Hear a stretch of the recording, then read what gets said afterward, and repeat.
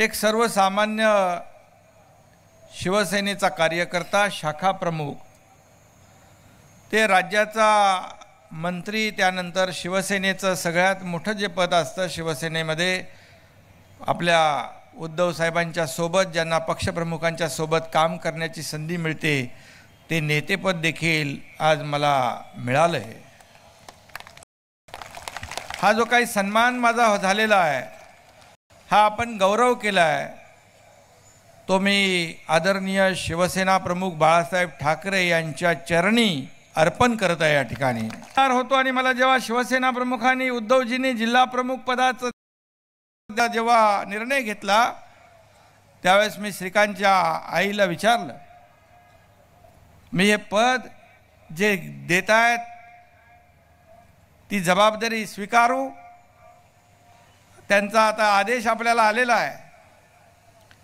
म्हणाले नाही, बेशक त्यांना आपल्याला जी संधी मिळाली आहे, जबाबदारी दिली आहे, ती निर्णय घेतला आहे, त्याला आदेश मानून आपण ते स्वीकारायचं.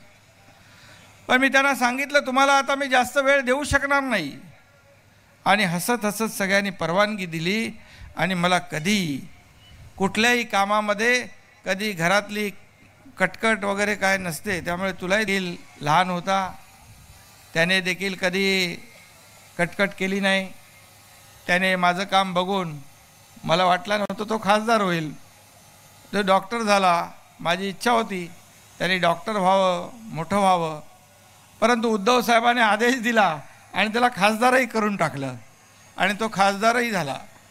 हे कधी झालं ते कळलंच नाही. हे सगळं घडले शिवसेना आणि 4 अक्षरांमुळे. मातोश्री देखील अनेक कटू प्रसंगामध्ये, अनेक आयुष्यामध्ये माझ्या चढ उतार आले, त्यावेळेस मातोश्री खंबीरपणे माझ्या मागे उभी राहिली.